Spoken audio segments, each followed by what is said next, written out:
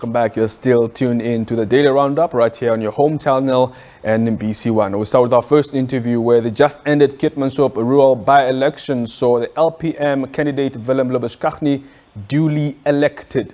The LPM garnered 1,270 votes from the total 2,912 votes counted.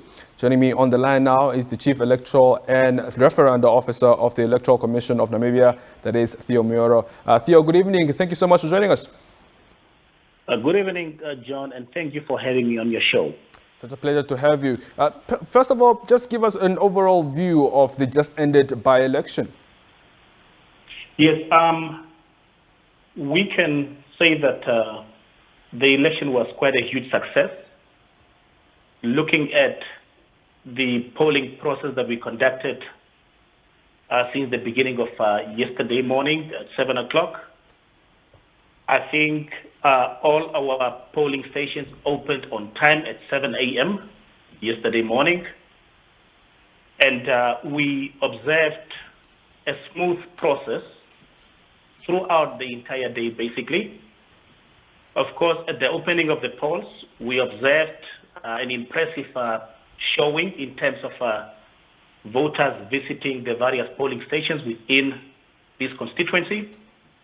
And then around noon, around midday, I think the turnout subsided a little bit, and somewhat towards the end of the polling process, we observed a second wave of people approaching polling stations, passing through the polling stations to cast their votes. And I think in terms of the atmosphere that prevailed at all our polling stations, I think we're quite satisfied. Generally speaking, the manner that particularly the voters were conducting themselves, but generally also the political contestants, the political party agents. I think I owe it to the polling staff who conducted this polling process. They really did a sterling job in terms of ensuring that all aspects of the polling process were conducted accordingly in terms of the provisions of the Electoral Act. So generally speaking, it was a calm, peaceful atmosphere that prevailed during the course of the day. And we were quite happy to note that by 9 p.m. in the evening, we really did not have anybody, any voter in the queues. We managed to facilitate a smooth polling exercise for all the voters who participated in this by-election yesterday. Mm-hmm. Right. Now, like I mentioned in my introduction, only 2,912 voters were actually counted.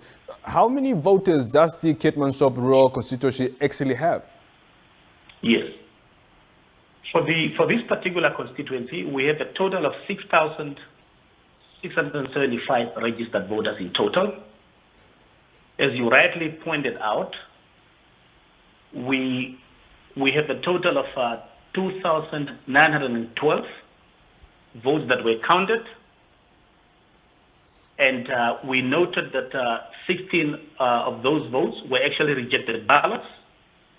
So generally speaking, that amounts to about a 43.8 voter turnout in relation to the total number of voters registered in this particular constituency. Now, I must give you a bit of context here.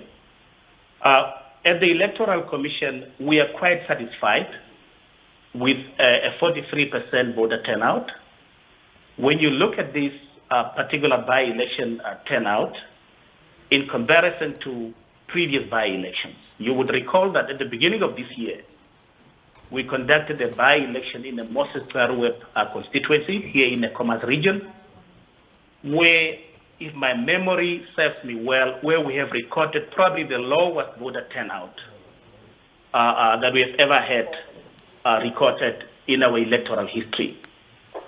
But then following that, we had a by-election in the Okaku constituency, And I must say that there we noted a pickup in terms of the numbers.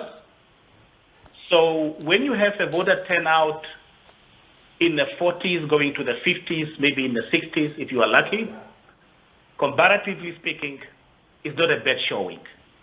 So from that perspective, we are quite satisfied with the voter turnout that we noted in this particular by-election.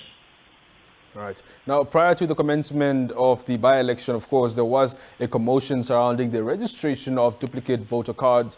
Perhaps just please explain to us the Section 35 of the Electoral Act, Act number 5 specifically of 2014. Yes. The Section 35 of the Electoral Act allow the Electoral Commission to put in place arrangements so that we are able to issue what we call duplicate voter cards. Duplicate voter cards are issued to voters who are already part of a particular voters register, who are existing already on that particular voters register.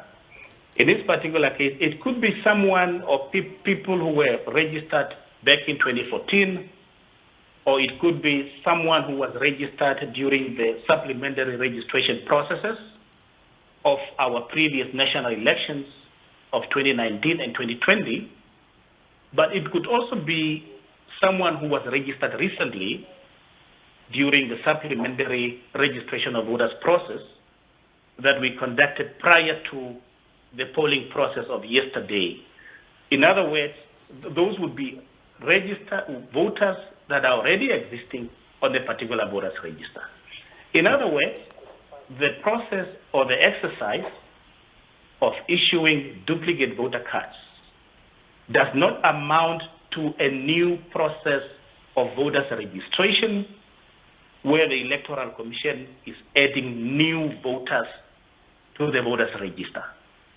The process of compiling and finalizing a voters register is a critical process as you prepare for any election. And there is a process, there is a legal process that we follow that is guided in terms of specific provisions of the Electoral Act, where you register voters during the supplementary registration process. You display a provisional voters register so that people can lodge objections. It is then taken through a number of quality assurance processes, after which that register is sealed, locked, and gazetted. Once that happens, the Electoral Commission or any other entity or person cannot, in terms of the law, register people afresh. Mm-hmm. But Section 35 enables and allows the Electoral Commission to put in place arrangements, determine a number of stations within a particular constituency, mm-hmm.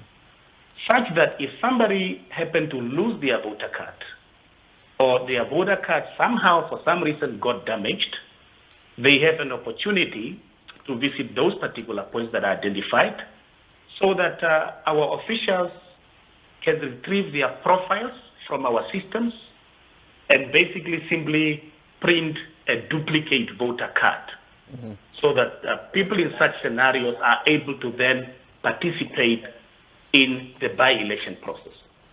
Right. So now, if I could just quickly interject there, maybe just to speak about another thing, since we have little time, just to move on with this. You know, going forward, what are the steps that the ECN will now institute? You know, sort of create a conducive electoral environment. You know, especially pertaining to the behavior of the political parties.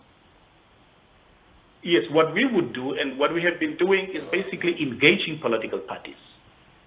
Most of our political parties are aware that we have a code of conduct in place that provides for a number of things in terms of what political parties could do, what their supporters could do, the do's and don'ts. We have a code of conduct which we expect political parties and their followers to adhere to and comply to the provisions that are provided therein.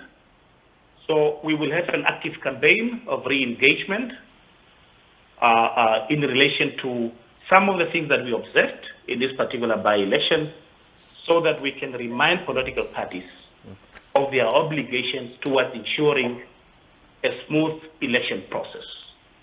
You know that we are preparing for the national elections come year 2024.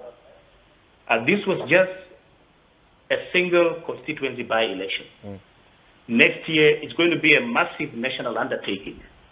It is therefore important that as a commission, we engage constantly to remind political parties about the do's and don'ts of any electoral process. But we also feel that, and we believe that political parties have sufficient experience. Thank you. And they know the provisions of the Electoral Act, and they know what is contained in the Code of Conduct. Right. Therefore, we also expect our political parties to behave in a sensible and responsible manner in terms of observing their obligations and responsibilities towards a particular electoral process. Theo Mujoro, thank you so much for that information that you just provided to us on the, the just ended, Keetmanshoop Rural by-election. We wish you nothing but the best, of course, with the upcoming 2024 election as well. Thank you so much. Thanks a lot for having me, sir.